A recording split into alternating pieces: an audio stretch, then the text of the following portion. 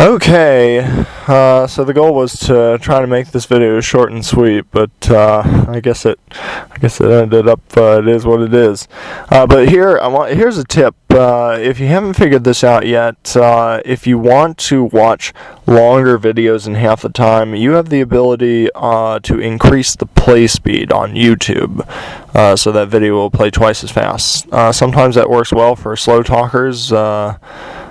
Maybe I'm a slow talker, so it worked well for me. I don't know. Sometimes, if the talker's fast, though, or they have a heavy accent, or they're discussing deep topics, it's kind of hard to stick with, and you might have to set it back to a normal speed or pause the video to think about stuff. But anyway, if you look at your YouTube window, if you hover over the video or pause the video, you will see this circular gear pop up along the bottom taskbar and the bottom lower right hand corner of the video viewer screen.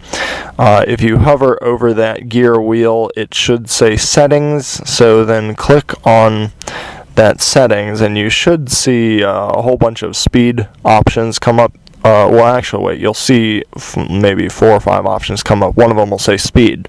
You'll see the word speed. So you click on that line that says speed, more options will come up, and there'll be number options, and these are where you can make it faster or slower. And the fastest it goes is twice the normal speed, so to select the fastest setting you might need to scroll down, I know I do, to be able to see that number 2, and then you pick the number 2 from that range and you should be good to go. If you want to go back to the normal speed, you just repeat the steps I just explained and select the normal option. So if you pick the fastest option, you could turn a 30-minute video into a 15-minute video, or a 15-minute video into a 7.5-minute video. It helps you, well, it helps me cover more ground faster, if you can hang with it. Okay, so anyway, back to the spring equinox. We have 4 chances per year to confirm the yearly cycle of the sun. The spring equinox, the summer solstice, the fall equinox, and the winter solstice. The Book of Enoch claimed that in those days there were exactly 90 days between each of these solar events. So we have 4 30-day months per season, and then at the end of three 30-day months per season, and then to give you 90, and then you have that one seasonal day, and that seasonal day is the equinox or a solstice or whatever that it is. And you have 4 cycles of that, and it gives you a total of 364 days per year. So today, it seems we're not exactly sure if we're still dealing with the 364-day cycle, or if it has somehow changed for whatever reason. Possibly stories in the Bible, that talk about time stopping or even going backwards can account for this, like Joshua, the story of the sun and the moon standing still, or in King Hezekiah and Isaiah's day, the story of Ahaz, where the shadow returned backwards. In any situation, nowadays people like Jerry Morris have claimed to have made observations that confirm the sun is still on a 364-day cycle. Other sources like Google and the Washington Post have seemed to be in disagreement about the timing of these solar events. I forget which one it was. I think at least the fall equinox last year, they were both saying different dates. One of the events last year, they were both saying different dates. But in light of these discrepancies, I have set out on a mission to confirm the Creator's times by observing his timepieces, the heavenly luminaries, per Genesis 1:14. So, according to the observations recorded in Enoch, it simply seems that the first day of the Creator's New Year will be the day following the spring equinox. For more on that, please watch my calculated calendar video that I just put out. So yeah, the first day following the spring equinox, with never any need for adjustments, intercalations, leap years, leap weeks, leap months, days, whatever. And for more on that, please see my video titled Leap Year, Month, Week, Intercalation for more on this topic. You know, when you look at the clock on the wall, you know it's noon because the hands of the clock are pointing at noon. It's not pointing kind of close to noon and then let's add 3 or 4 minutes left or right to get to noon. It's noon because the hands of the clock are pointing to noon. Likewise, for the Creator's calendar, it's simply the first of the year because the spring equinox is pointing directly at it for us. We don't have to add 3 or 4 days to the equinox to make a calendar concept or calculation work out. We know it's the first of the year simply because we read in Enoch that the first of the year is the day following the spring equinox. And if the solar cycle has changed to something other than 364, I'm pretty sure the Creator is still in control of that cycle, and it simply is what it is, and we don't have to monkey around with it or try and help him out with it.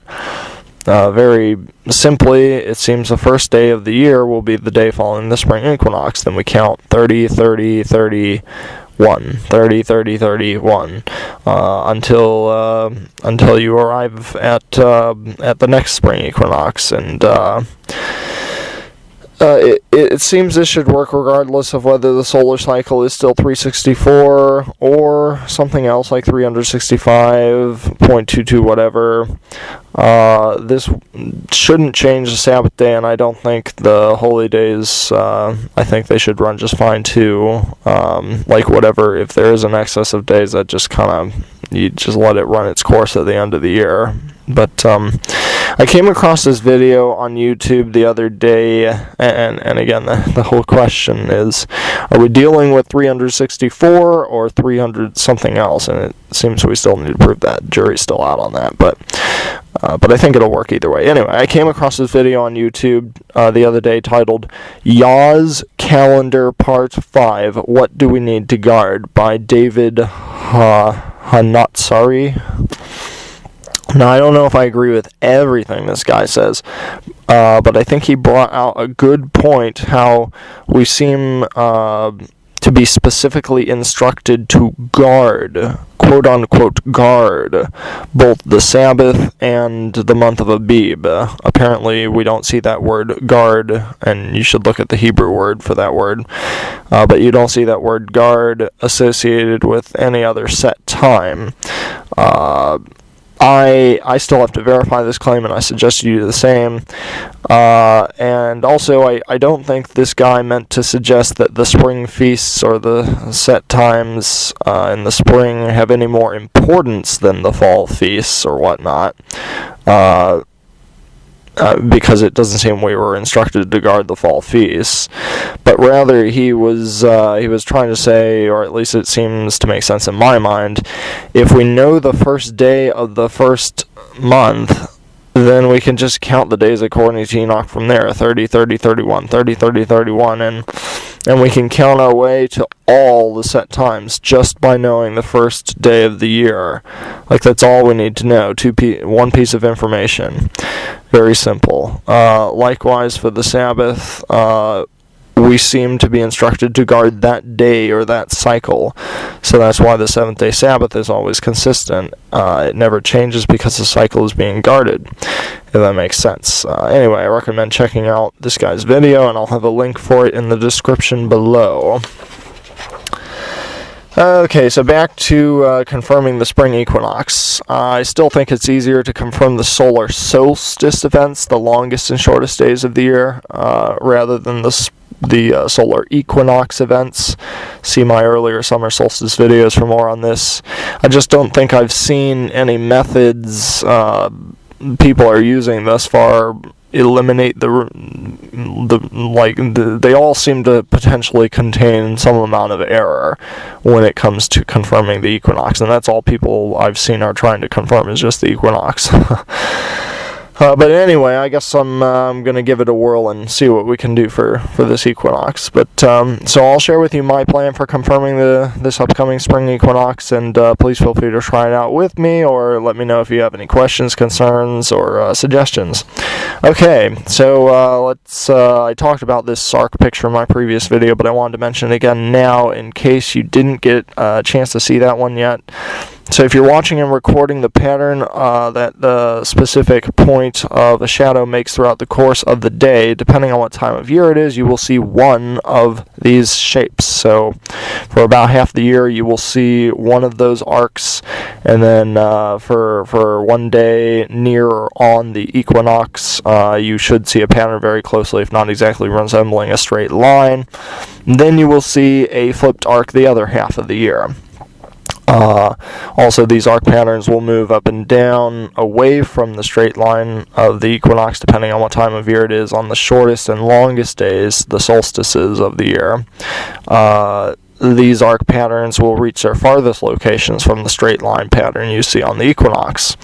And in my previous winter solstice video, I also mentioned this sun shadow pattern bears an incredible similarity to the patterns we see the stars tracing. So I recommend you check out my latest winter solstice video for more on that topic.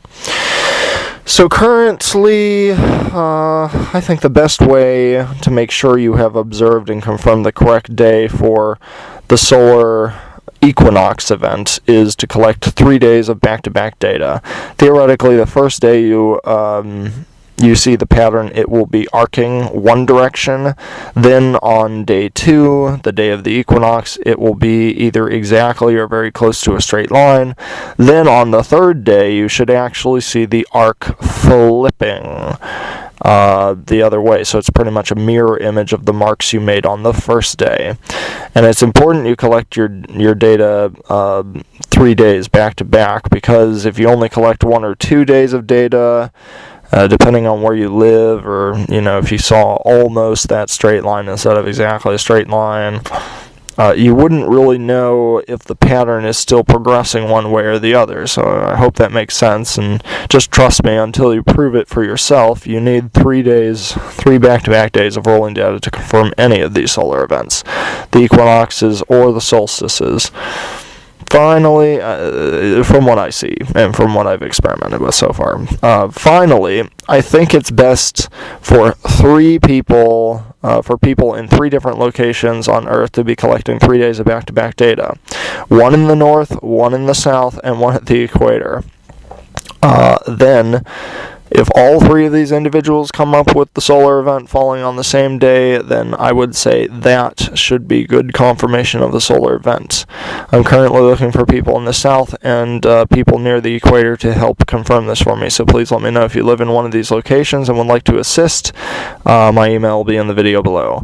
And you only need to get 3 people involved like this, I think, for the equinox events. For the solstice, it doesn't matter where you are. Only one person is needed to do it, because no matter where you are on Earth, round or flat, it doesn't matter, you're going to see the shadow reach its farthest point on the solstices, and then it's going to start returning. So it doesn't matter where you are, what the shape of the Earth is. The solstices, one person can do it with 3 days of data, but the equinox, it's kind of tricky, and it can get kind of deep, and I'm not going to explain all the deep things I see potentially going on with this now, but I do think in order to confirm the equinox, we do need to have the 3 days of data, but then also 3 people at 3 different points on Earth, 1 in the north, 1 in the south, and 1 at the equator, to be able to confirm this. Okay. So that's about it. There's a lot of tips for avoiding pitfalls, and there are some suggestions and stuff in my other Sundial videos, so I recommend you check out that series. I'll have a link for the Sundial series included in the description below. In a nutshell, find the tallest, thickest sundial you can find, like the corner of a roof, chimney, some building in town. Power poles don't work too well. Thin objects like flat poles, flag poles, the light kind of just wraps around them. And just keep track of the pattern that a specific part of the shadow creates over the course of the day, and be careful about the different shades of the shadow. The technical names for these are umbra and penumbra, I think, penumbra or something. But Google that and you'll see what I'm talking about. Like, it can get kind of hazy around the edges, and you just gotta make sure you're picking a consistent point. But anyway, when you follow your point throughout the course of the day, you should see one of the patterns that is shown in this picture.